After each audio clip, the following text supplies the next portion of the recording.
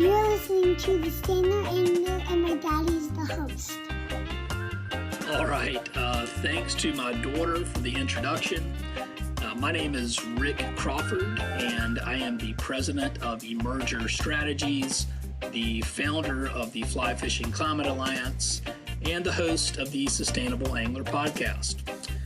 So I'm stoked to share this interview with Jeff Wagner, who is the CEO of Mayfly Outdoors, who is the parent company of Abel, Ross Reels, Airflo, and Dyna-King. And we discuss everything from Jeff's background to what it means to be a B-Corp, to how good sustainability projects benefit people, planet, and profits. And of course, we talk a little fishing. Also want to mention, be sure to check out the new website I just released. It is www.thesustainableangler.com to read blog posts, get caught up on previous episodes, and also check out some brand new The Sustainable Angler merchandise. The Sustainable Angler podcast is available anywhere you listen to podcasts and is now airing Saturdays at 2 p.m. on Charleston's first and only community-supported radio station, Ohm Radio 96.3 FM. The Sustainable Angler podcast is brought to you by Emerger Strategies and a New Earth Project, the sustainability initiative of Atlantic Packaging. We set out with a New Earth Project to really start a movement. It's a global coalition of people who are deeply concerned and want to accelerate the transition away from problematic packaging to more sustainable solutions. Our entire value proposition was built on helping companies package things better. We were doing sustainability before sustainability was cool. We just called it packaging optimization. And packaging optimization really is about using less. And we built our whole business on that. You know, people send us their products, their goods, and we help them design packaging systems and solutions for the least possible cost, utilizing the least amount of material. Use less is always the right answer. And that's what I see with companies like a New Earth Project is it's like, we're just trying to create solutions for big companies and small, that makes it easier for them, cheaper for them, whatever it is, and then has less impact. Not just trying to tell people you should have less impact and making the choice forced on them. Like, make it better for everybody, and it'll make it better for the whole world. We see the problem, and we are with you.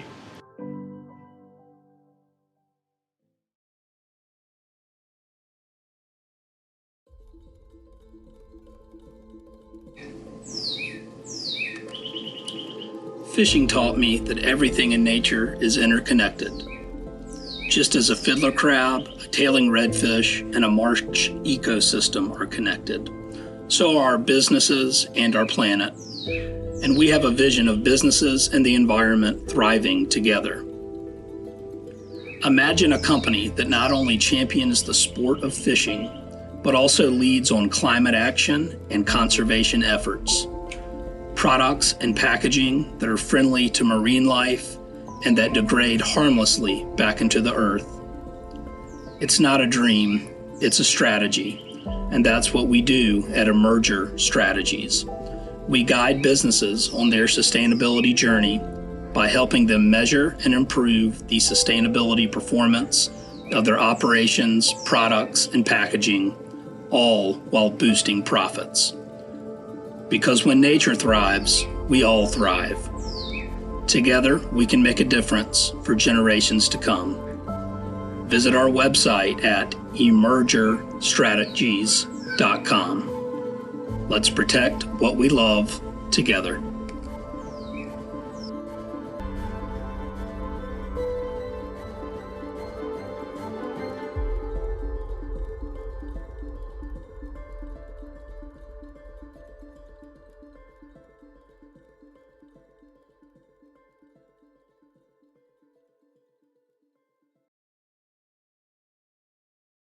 Thanks, Rick.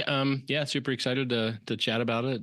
Super important topics, and yeah, Mayfly Outdoors is, we think of ourselves as a fly fishing company, obviously first and foremost. But we have brands that we think of as kind of premium, legacy, iconic fly fishing brands. So we've got, Ross Reels that's celebrating its 50th anniversary this year, and Abel Reels, Airflo fly lines, and Dyna-King vices now.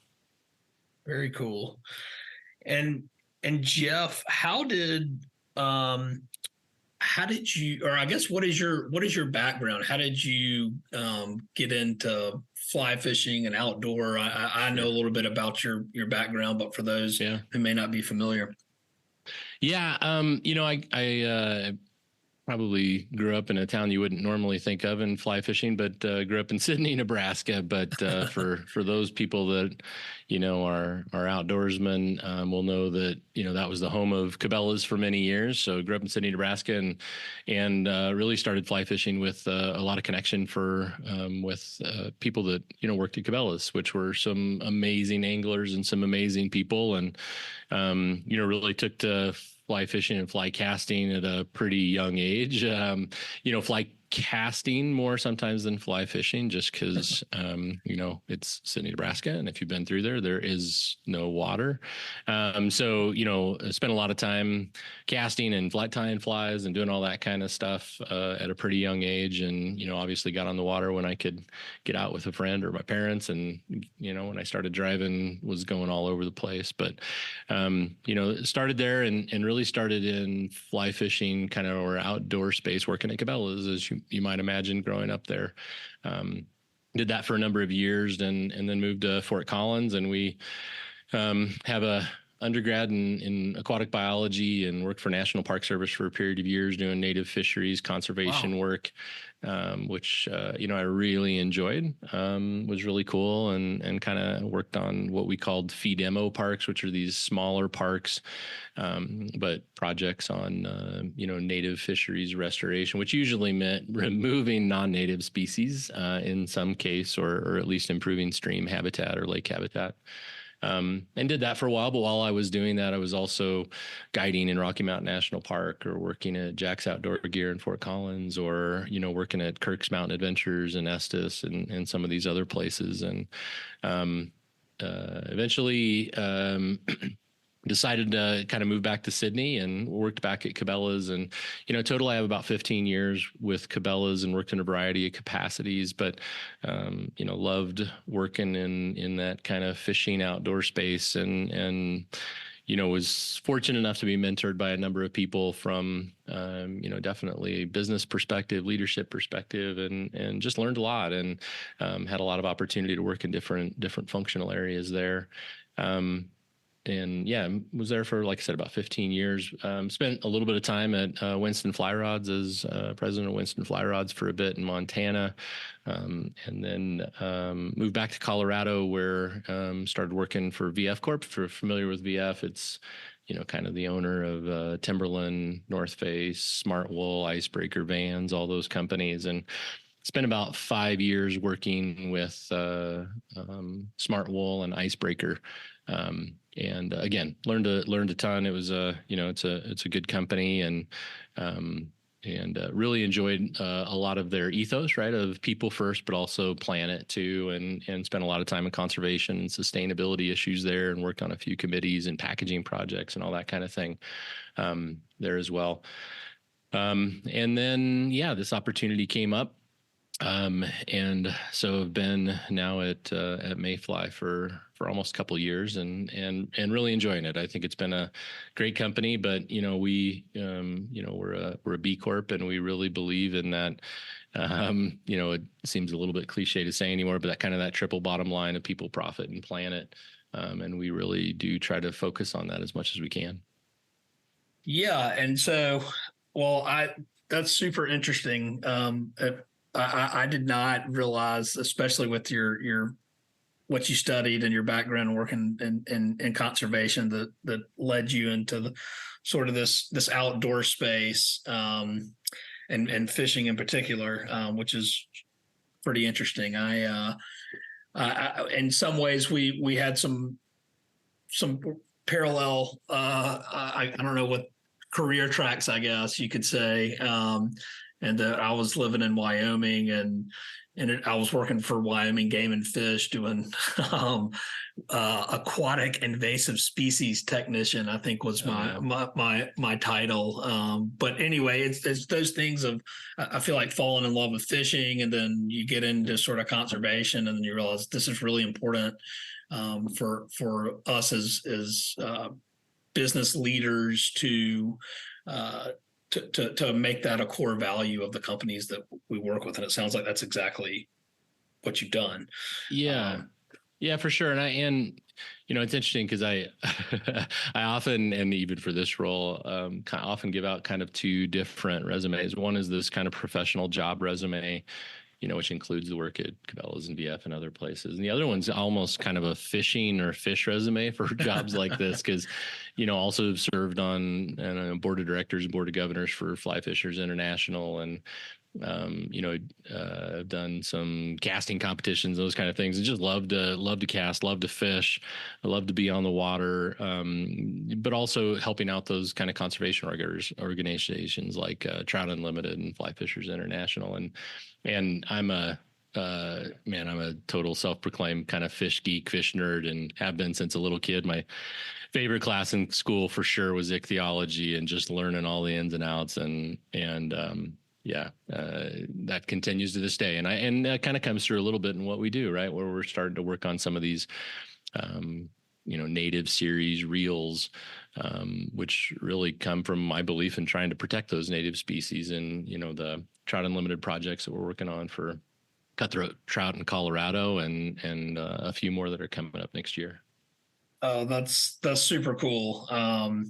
And definitely want to dive into that. But before we do that, let's back up for just a second, because I also like to use this podcast as a platform to educate anglers. And so for those who maybe aren't familiar, a B-Corp or a benefit corporation, you've probably seen their logo on products and packaging and things, but it's the B with the circle around it. But Jeff, what does that mean that Mayfly Outdoors and all of its brands are a B Corp? Yeah, we should say all of them, but Dyna-King's too new to have been included in our last survey. But right, y'all just acquired them, right, this year, I think. Yeah. But the best way to describe it is probably through what the process is, and the process is a certification that happens every 3 years, and it's really going into depth and a very high level of transparency, talking about wages and benefits, and are we paying a livable wage, and are we, trying to pay, more, and what are we doing, from an environmental standpoint and a sustainability standpoint, which for us means, what are we doing about water quality? How are we monitoring water quality? What does our improvement look like in water quality? Are we tracking what our carbon footprint is, and do we know what our carbon emissions look like? And are we tracking any of that? And really just, working with B Corp to assess all of that, which comes up with an assessment score. And I think our last one was a 93 or 94. And awesome. And it's just really just a rating for us to be able to, talk about the actions that we're taking, and the investments that we're making in trying to run the best business that we can, which, for sure means profitability.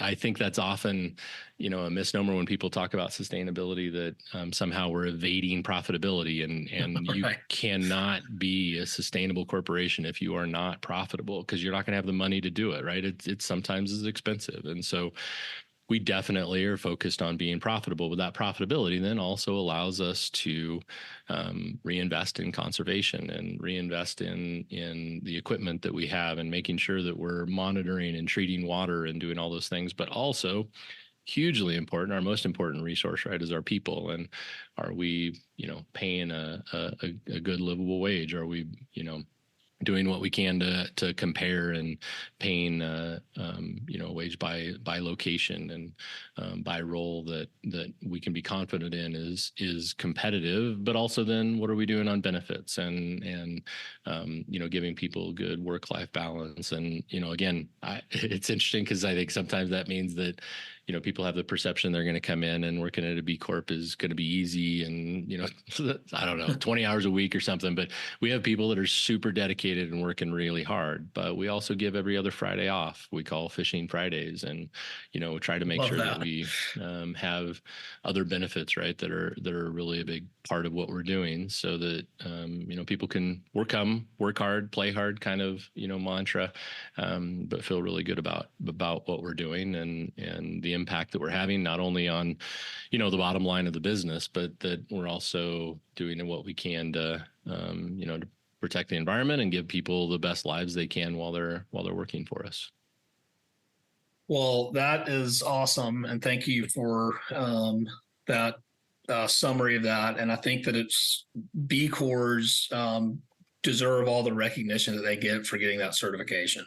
That impact assessment is pretty tedious and thorough, and it takes time and thought. And so kudos to y'all, and obviously also having a great score on it. So, yeah, I will say that is a really valid point on the impact assessment. That I think it took us between 6 and 9 months, really, this last round, right? And that's part of why they do it every 3 years. Is it is in depth and it takes a lot of time, and but it also opens up a lot of doors for, again, that transparency and a lot of actions, right? If you're a company that likes to kind of look under the covers and understand what is going on within the business and comparing yourself to others, you have to be willing to, to take those steps and do that assessment, again, which is time intensive, labor intensive by itself, but then opens up a really cool, kind of new lens or window into all the areas that, you can potentially improve and make better too.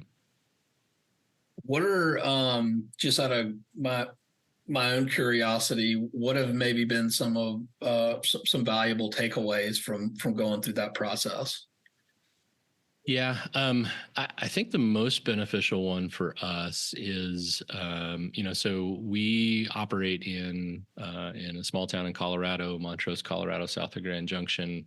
We operate in Camarillo, California, and then Brecon, Wales, in the UK. And I think the most beneficial thing for us is really the benchmarking of the livable wage and benefits and just understanding, kind of that in-market assessment of what is a good wage and what are good benefits, within each of those comparable regions and areas. And then I think the other one is just making sure that we are monitoring and looking at a lot of the details around how much water do we use and where does it go and how are we treating it. And as a manufacturing, organization and having 30 machines here in Montrose that do all of our CNC work on our reels and our vices, that's really important, right? And one of the kind of stickier points for us too is most of our anodizing, all of our anodizing right now occurs in California, and typically, people think of that as kind of a rough process, but again, how do we do that the most effective way possible? And this is one of the conversations that we almost always have when we talk sustainability is really, what's the definition, right, of that? Mm-hmm. What does that mean? And I think you and I we chatted about this a little bit, but there's a lot of greenwashing, I think, that happens, and a lot of lack of education. But really what we try to do is produce products, especially in those real categories, that are going to last a really long time, right? Something that you can have for a really long time, and finishing the metal, right? That anodization process is what gives it that exterior coating that, gives corrosion resistance, that really adds to that sustainability. And so it's a essential process for us to be able to do. So a good example in kind of talking about this is that we're opening up a new anodizing facility in Colorado, and we're super excited about it. A lot of this came through and just, knowing the processes and how can we treat it and how can we treat the water. But it's the new facility that we're opening up doesn't even have a floor drain. So there's literally no connectivity that can happen with city water, groundwater, anything like that. It's a fully recirculating anodizing facility.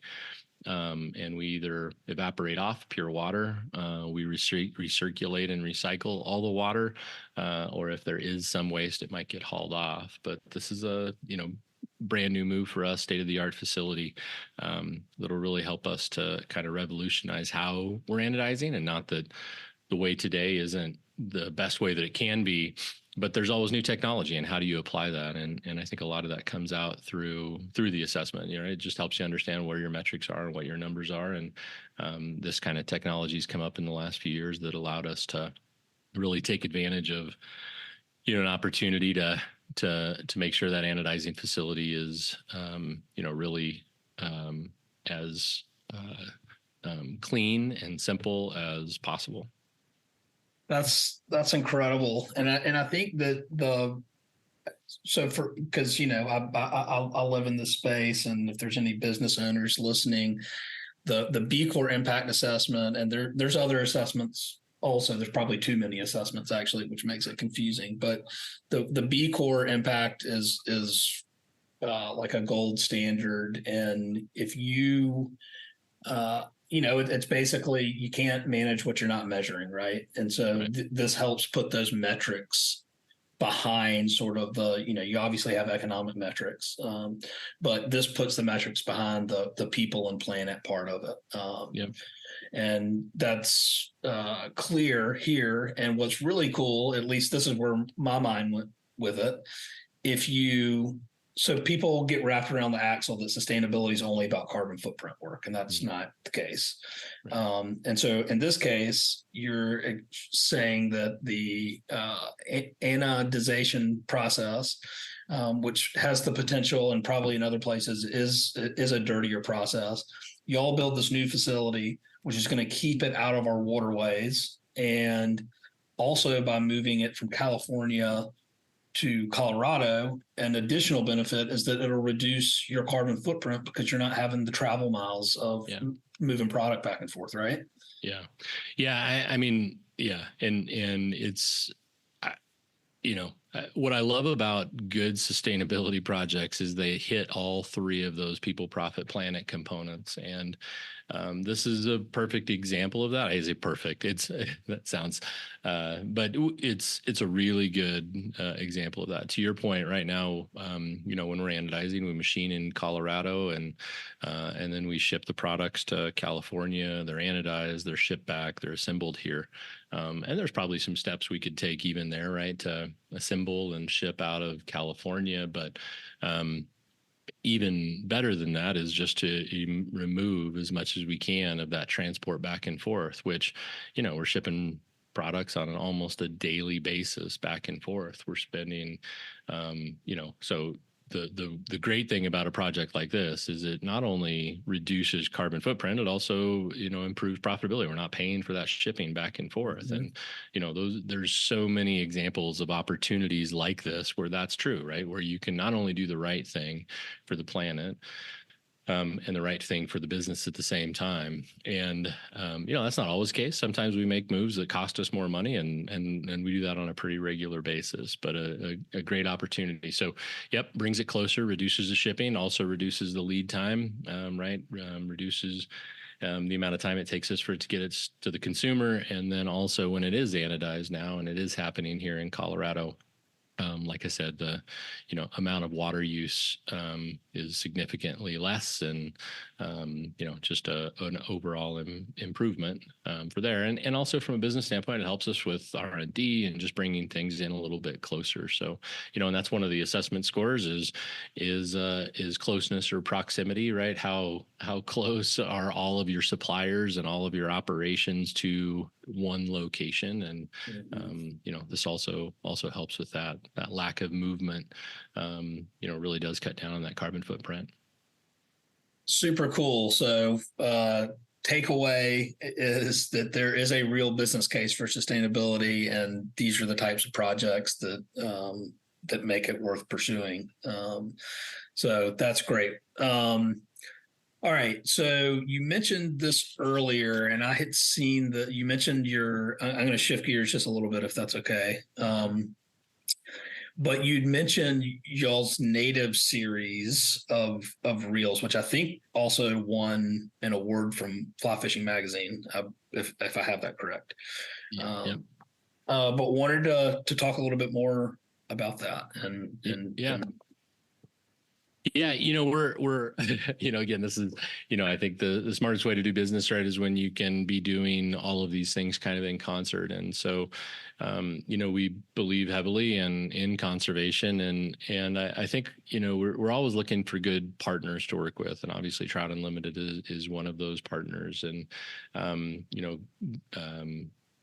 going to school at CSU, spent a lot of time, and guiding even what I thought were greenback cutthroat trout. And if anybody's familiar with that saga, it turned out that they really weren't greenback cutthroat trout. That Colorado Division of Wildlife, now Colorado Parks and Wildlife, thought that they were stocking for a number of years. And it really brought up to me this idea that, what's happening with these native fish. And, don't get me wrong, I love catching rainbow trout and brown trout. But in most of the waters that we fish, those fish are not native, through, I don't know what percentage, but probably 90% of the US, and certainly in Colorado. And that kind of is what it is at this point.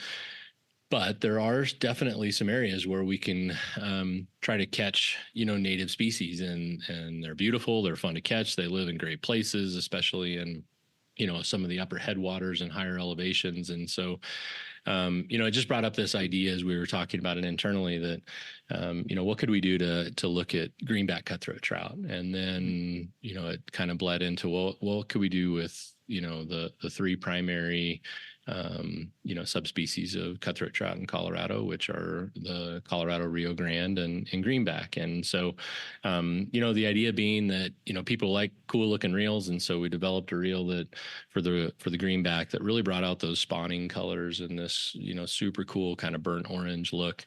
And just kind of did a limited run, but gave back $75 of every reel to Trout Unlimited. And to date, just that reel has, given about $40,000 back to a Poudre Headwaters project, specifically for the greenback trout recovery. And then, now we've launched the Colorado River cutthroat this summer, and we did of each of these, we did a couple hundred reels, 495 reels, and it'll do the same thing. And we'll launch the Rio Grande cutthroat trout here shortly. And I love giving to organizations like Trout Unlimited just in general, right? I know that they need those general funds, but I also like, and I think people appreciate that when we can tell you that this money is going to this specific project, and even the GPS locations of where it is and what it's doing, and maybe eventually you could even go catch fish there. And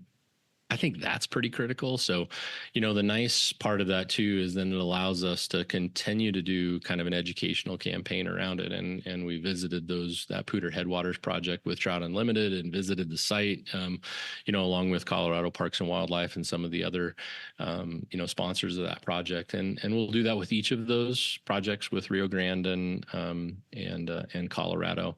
And for us, certainly it's a give back campaign, no question about it. Obviously, we love getting the name of the Ross reels out there too, but a lot of it's also education. And so when you get one of the reels, it comes with this cool little booklet that tells you about greenback cutthroat trout and tells you where they're from and about the project. And I think this idea of just educating people that the fish you normally catch in rainbows and browns aren't really from there originally, and there's a lot of cool history behind that as well. well. But let's try not to lose that, those native species that come from these areas and are often from areas, upper headwaters or higher elevations that sometimes can even be more impacted, by humans and by traffic and, people visiting those areas. And so we're certainly not trying to put a ton of pressure on the fish either, but at the same time, just trying to improve spawning habitat and spawning and populations of those. And like I said, I think the awareness and education campaign is big. And so, we really appreciated the response to those first three. And so next year we're talking about, a couple more and really choosing, I think I can share this, but we're, and I think the next one will be the Eastern greenback. Eastern brook trout. And if you're familiar with brook trout, right, they're kind of also all over, and it's really interesting, right? In Colorado, it's an invasive species and often impacts negatively, for sure, cutthroat trout, especially in their first couple of years of life. But in their native range along the eastern, coast and the spine of the Appalachians and, from Maine on down, they do struggle in their native range. And so we'll do, a reel for greenbacks. And then the other one I think will be a Kern River rainbow, which had a pretty decent distribution from kind of middle California north, and is kind of the east versus west kind of thing. And, see if we can get some excitement for those two species. But, those are two species that are, probably currently live in a smaller native range than what they originally did. And, again, I don't know that people have even, if you asked them originally where brook trout were from, would everybody know that? I doubt it. Would people know originally where rainbow trout were from, or especially that there are some of these subspecies, that existed, like a Kern River rainbow. And again, it's about the fish for sure from our standpoint of what we're doing, but it's also a broader context around what's happening with the water and the habitat, and other invasive species that are pushing them out. So hopefully we can continue with that, and we're looking for great partners and in ways that we can continue to kind of create that education and awareness around these native species.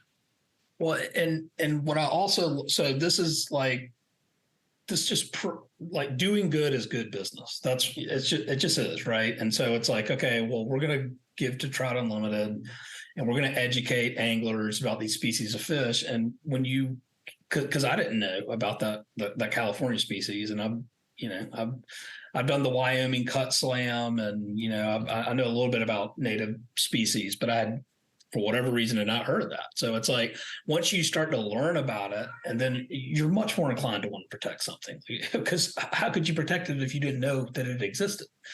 And so I think it's really important.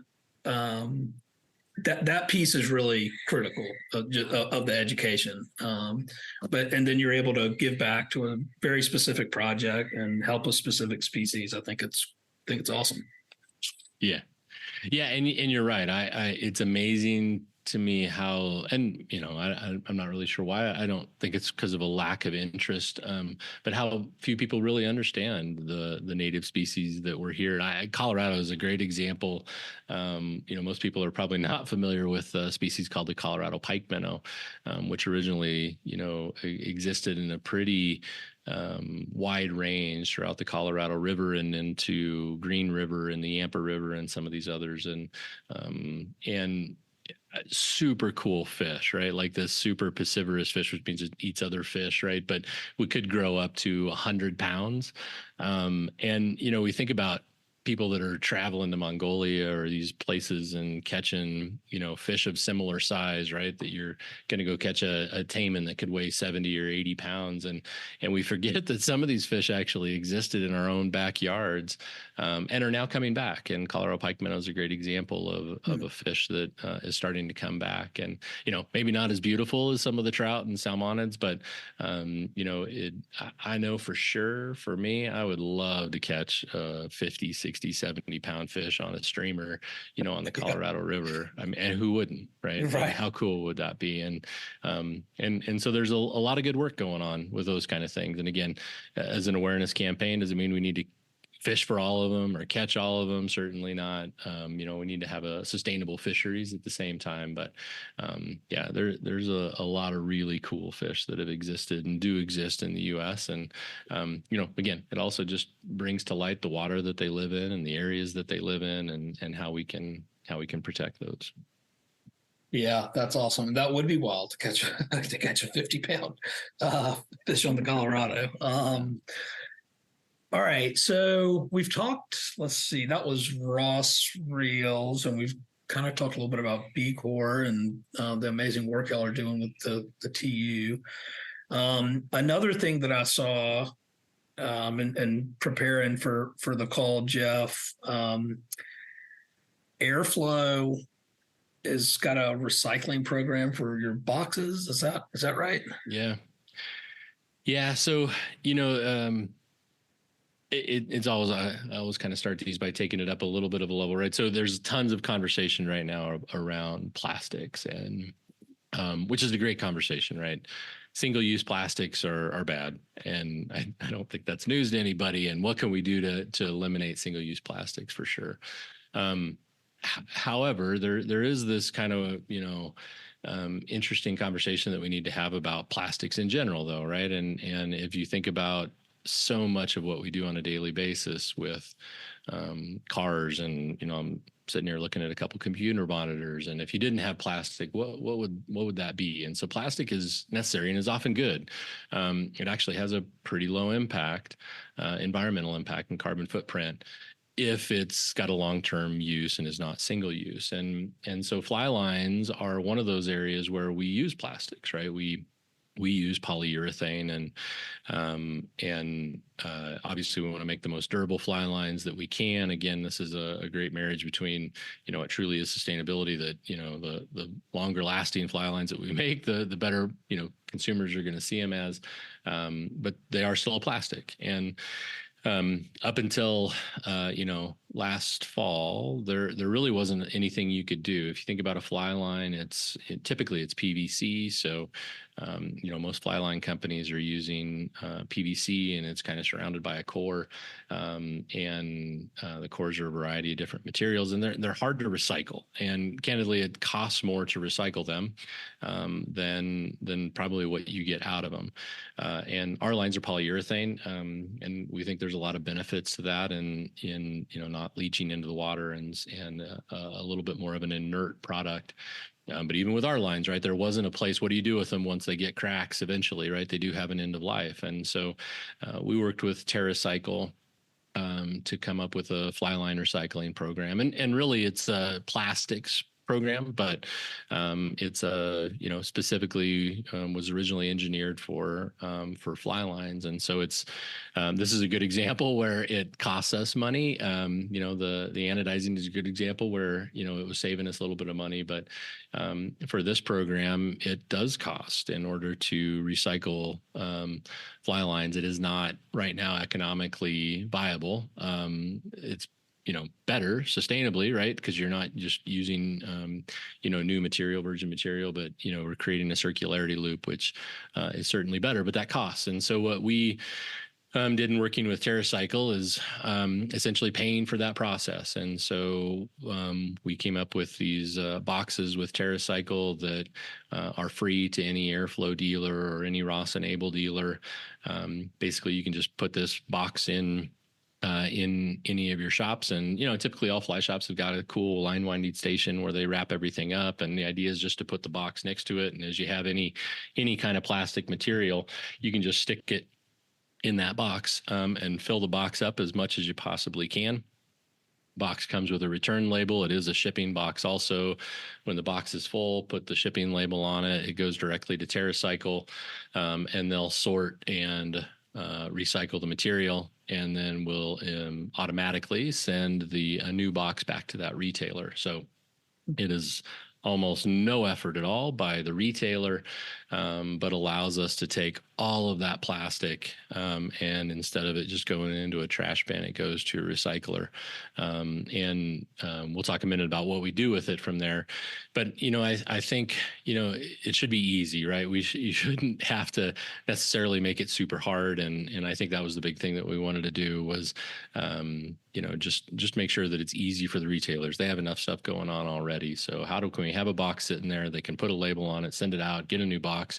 We've started getting back. So, we started shipping out those boxes earlier in 2023. We started the program in fall of 22. They're pretty big boxes, so it take a little while to fill up. And over the last 3 or 4 months, we started getting boxes back, and it's shocking when you see one of these giant boxes. It's just eye-opening, right? All that waste was already there, but that all of that plastic was going into a landfill or wherever it was going, and now to see it all coming back and being recycled. And so we'll work with Terracycle from there on, and a lot of it goes into Terracycle's kind of broader recycling program and into other materials that and other things that are being made by Terracycle. But then we can also turn them into things, and so we'll work with them on what that looks like. Some of it could come back into fly lines. Some of it could come back into things like park benches or something like that maybe we'd donate to Trout Unlimited. But along with that, so we use the polyurethane. We think that's lower. We believe that's a lower impact, more inert material. We have the recycling program, and then our spools are recycled material. And honestly, at a fly shop, when you spool up your new fly line, and you have this recycled spool, you can also drop that spool into that same recycling box along with any other plastic that you want. And that could be leader, tippet, fly line spools, fluorocarbon, any of that can go into the same thing as a kind of plastics commingled recycling bin, and send that back. And so that's why we also use the plastic spool is, from the data that we have and from what we see, I just think that plastic circularity, using recycled plastics is a lower impact, lower carbon footprint, for sure, potentially, is a lower environmental impact when we think about deforestation and cutting down trees, and all of that. So, we're pretty big on that right now. And not that we don't use paper products, we just try to minimize it and make sure they're FSC certified and all of that. But where we can use recycled and circular plastic materials, then we think that's going to be the better use. But at the end of the day, we'll keep this Terracycle program going as long as retailers are interested. And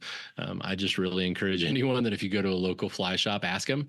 We'll provide the bins, even if they're not an Airflo dealer, for a small fee if they're not an Airflo dealer. But and it doesn't matter. It doesn't have to be our fly lines either, right? The way that we set this up doesn't matter whether it's SA, Rio, Cortland, Airflo. Doesn't matter the tippet, right? Any kind of plastic a fly shop has, they can dump it in that bin and recycle it. But like I said, that's another good example where we are paying for that. And I don't know, hopefully there's a benefit in the end for that, but it is definitely at a cost to us. Well, and I think that's the but it's worth it, right? Because it's that in the long run, it's just the right thing to do. For sure, right? If we're the ones that are going to be producing the plastic for fly fishing, right, which is not a necessity, although I guess maybe I could even argue with myself on that. Wait, let's back up. Let's back up. Yeah. So but if we're going to be producing it, we have a responsibility. I believe we have a responsibility to try to figure out where it's going to go, and there's solutions. So if we're going to do it and, we're going to profit from it, we should also be willing to help, figure out and close the loop on the circularity for it. And so, it is the right thing to do. And while it's costing us, it's also, we believe, our responsibility to do it. It's just a great opportunity. I think it's the right thing to do. And, it definitely keeps stuff out of landfill and hopefully keeps stuff off the stream as well. And I think we're continuing to see that program kind of grow as well as we come into 2024. Well, I also love that. And to put that in perspective, I think for anyone listening to this, like think about if, this is totally different scales and all that. I'm just using this as an example. Think about if Coca-Cola was taking responsibility for every plastic bottle that it produced, and making it easy, because that's the big thing, right? It has to be convenient. Like you can't be like, okay, well then you're going to need to, drive, 60 miles round trip to this special facility to drop. Like no one's going to do that. Right. And so I think that, that's something that's really important. And that's what circularity is, right? Is the manufacturers taking responsibility for its products and its packaging and ensuring that it's staying in use and making other products, because if it's recycled, it's going to have, it takes less resources to produce something new. So just in case anyone isn't a sustainability nerd out there and is wondering what that is, it's Mayfly's and Airflo, they're taking responsibility for what they're producing, which is really cool. And I think one thing you just said is right. There are some definite nerds out there like myself that find these things really interesting, right? Having a undergrad in biology and just an interest in it from a business standpoint. And I think there are more and more people that have it.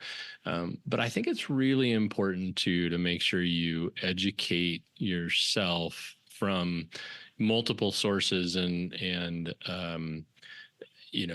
really, if you can, understand some of the verifiable science around what's happening. There is a lot of misnomers. There's a lot of half truths. There's a lot of misconceptions, about what is right and what is good, and truly, what can we actually back up through science, right? What is actually better? And single-use plastics are obviously a major problem.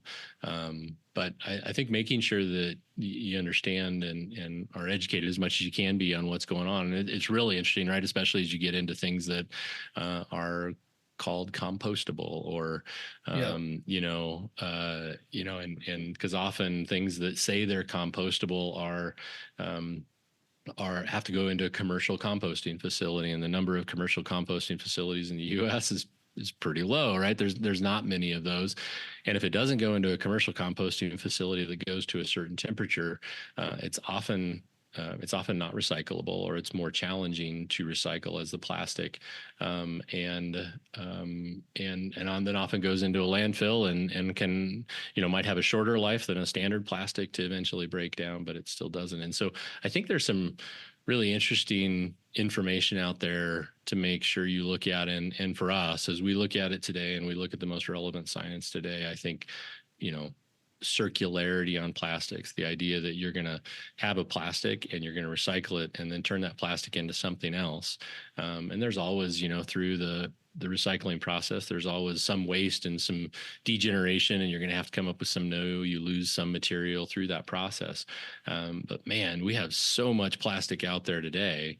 And if we don't completely demonize just plastic in general, we demonize the right plastic, which is, single-use plastics, but then talk about turning the plastics that are there and recycling them.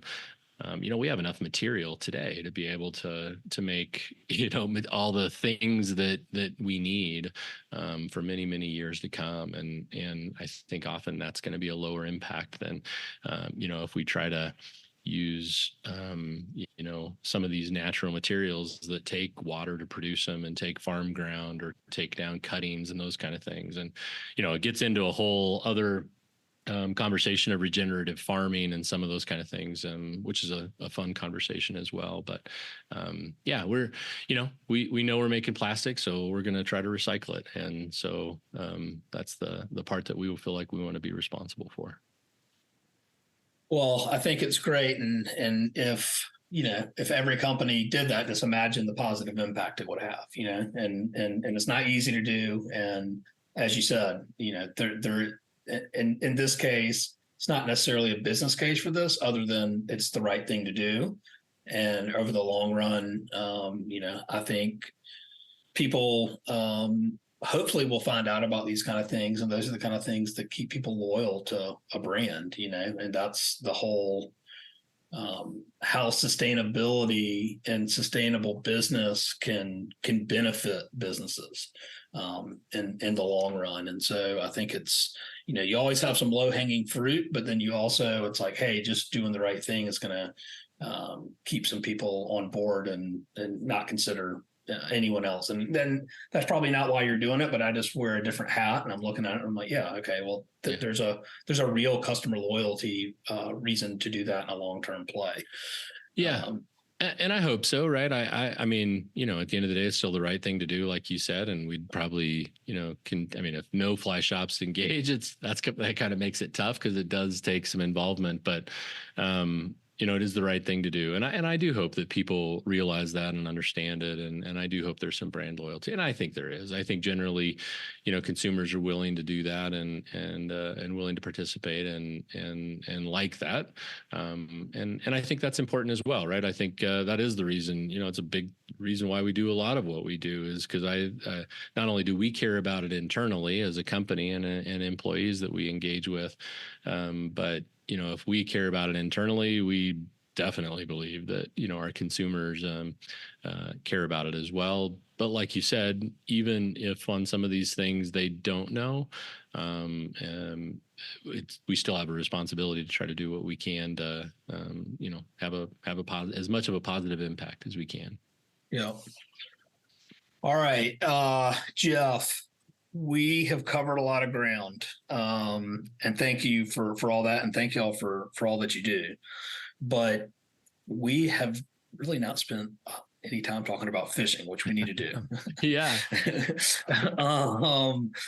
So I wanted to, I guess I'll open things up and say, it sounds like you spent a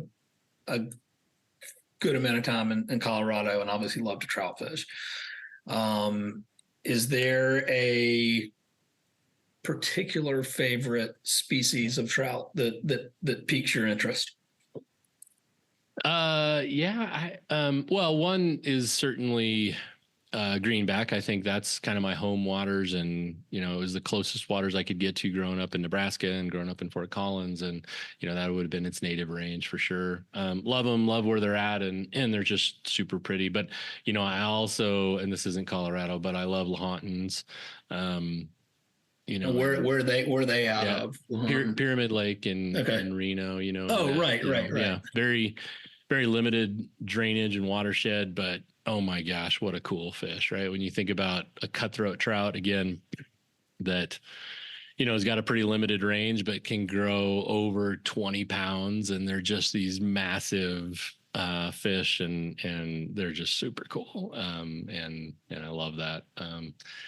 Had tried to make it out there at least once a year and fish for them. And man, if you haven't been, it's such a cool fishery. It's kind of, interesting or different fishing sometimes, but,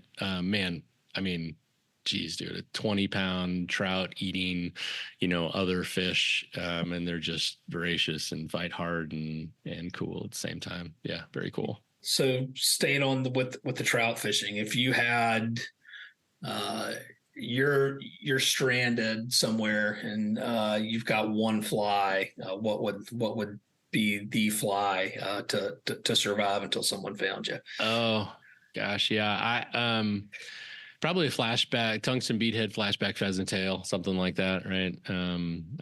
I know that's probably really generic, but man, it's just a pattern I think I've found works just about anywhere on a variety of species, and it's just a great pattern.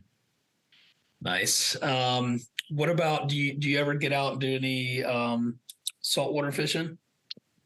Yeah, for sure. I love saltwater. I just spent a couple weeks ago, spent some time in Texas fishing redfish with a good friend of mine, Rick Hartman, who's a guide down there, and with my daughter, and did a little bit of fishing and love that. Honestly, the fish, and kind of back to the sustainability part of it, and people will probably find this somewhat counterintuitive, but the fish I really have spent a lot of time on and really love is carp fishing. And there's a couple of reasons for that. One, there's nothing more similar to fishing like for redfish, or especially redfish, than in freshwater than carp. Sight casting to them, they get big, they can get over 20 pounds. They're often can be super eager to eat a fly, but sometimes they can be really tough to catch as well. But from we can talk about the fishing behind them a lot as well. But I think from a conservation standpoint, the other thing I love is, first of all, carp are an invasive species. I don't like that they're necessarily all spread throughout our waters, and they do a lot of damage. However, they're there already. And what I love about fishing for them is they're probably the closest fish that anybody has to their home. If you were thinking about where you live today, within 5-10 miles, golf course, carp ponds, city ponds, reservoirs, lakes, whatever, they're everywhere. And I think sometimes we put too much emphasis on on trout, especially in fly fishing. There's so many cool species of warm water fish, and carp would be one of them that you can catch closer to home. And every day you spend on those waters rather than fishing for trout is a day that you're not putting pressure on those cold water resources. And again, not that that's necessarily bad, and there's a great way to do that, but just to balance it, right? If we want more people out there fly fishing, which I do, would love to see more people fishing, just because I think often it comes with this kind of natural conservation ethos that comes along with it. But those warm water species can often take a little bit more pressure. They're often stock populations, and in the case of carp, could definitely use some pressure, right? So you might be suppressing the population of a non-native fish, having a super fun time doing it, and smoking a reel on a potentially 20-pound fish that you caught sight casting in 6 inches of water, which is just super cool. And at the same time, right, you're not having to drive a huge super long ways to maybe get to the trout water, which we all do, and certainly would encourage people to do. But I think there's some really cool fish species that are overlooked on fly, and for sure carp are definitely one of them. Largemouth, smallmouth bass, pike, a lot of panfish species, like bluegill and those kind of things as well. Are super fun. So I spent, that's probably how I grew up. I did grow up fly fishing for carp and bass and all that kind of stuff on local ponds, probably before I did a lot of trout species. And so probably also have a soft spot for them because, spent a lot of time fishing for them. But they're almost always closer to somebody's house. Here where we're at in Montrose, we have a river, literally quarter mile from the office, the Uncompahgre, but even closer to me is a little bass pond, that we can get out and fish for, fish as well. And it's almost always closer, but super fun. Yeah, I love that. Actually, one of my favorite species to catch on fly too, that's always super close and is pretty much year round here, is largemouth bass, just in a pond on some top water. I mean, it's awesome. I mean, they will crush a top water fly. And the other thing too that you mentioned, sight casting, right? I mean, I don't know. It doesn't matter what fish it is. Like, there's just something, you're hunting, you're stalking, and to get the fish to eat and sight cast. I mean, it tests your angling skills, your casting skills. Like, can you keep your composure? And because I still get really excited, even for like redfish, which I fish for all the time. But like, I'll still get excited, like if it's a big tail and any kind of opportunity that you can get to sight cast, I feel like really ups your game. Yeah, for sure. I mean, and that's probably the coolest aspect of, fly fishing as you think about it, right? Is having that fly and presenting it to the fish and being able to see the fish and seeing the eat, and whether it's dry flies for trout or whether it's, poppers for bass or it's streamers for carp. I think that's it's just amazing. It's a great way to connect. What I've attempted to fly fish for carp unsuccessfully. What are they picky eaters for flies, or I just don't know anything about it. Yeah. I mean, it really depends on the body of water and there are some lakes that we go to, reservoirs that we go to where they are not picky. And honestly, we can have 20, 30 fish days on carp. And it's really just getting in front of them and seeing them, and they're not picky. There are definitely bodies of water, like if you think about going to Flaming Gorge, Utah, or one of our lakes in Nebraska called Lake McConaughey, which is actually a reservoir. But when you get into that kind of cooler, more clear water, those fish can definitely get spooky. They'll be way more selective. It's interesting how selective a 20 or 30 pound carp can be. You'd think they'd eat anything that would kind of come in front of them, but they definitely get picky. And so those fish, for sure, right? You're trying to make 30, 40 foot casts, clear water, delicate presentation. They're super spooky.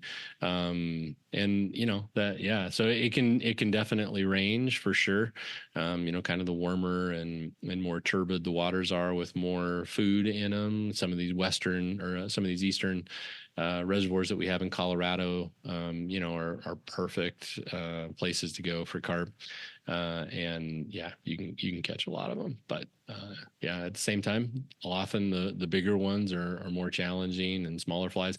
Usually we're using, for me, favorite patterns are actually just kind of like small woolly boogers or leech patterns, black, purple, auburn, kind of colors, or damsel patterns. Damsel patterns are, super popular in some of these reservoirs where, you obviously have natural damsel populations, but even sometimes a 2-fly rig. So a small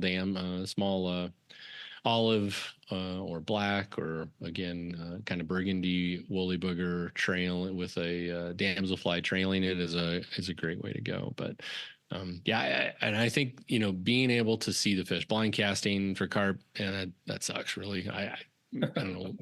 That's no fun, right? You're just standing in the water, just casting, but, really looking for, and like you said, you're kind of hunting for them, right? You're kind of searching these shallow waters, looking for tailing fish. Sometimes you're just looking for fish that are cruising the shallows, and, being able to make a good presentation and cast to them, there's very few things better than that. That's awesome. All right. Well, Jeff, I really have enjoyed this conversation. Super stoked on everything that Mayfly is doing from a sustainability perspective. So thank y'all for doing that and being leaders in the industry. Really appreciate it. And just thanks for carving out some time for me today. Yeah, Rick, I appreciate it. Thanks for all that you do and for bringing this up to light as well, and just giving a platform for people to talk about this super important topic. So thanks.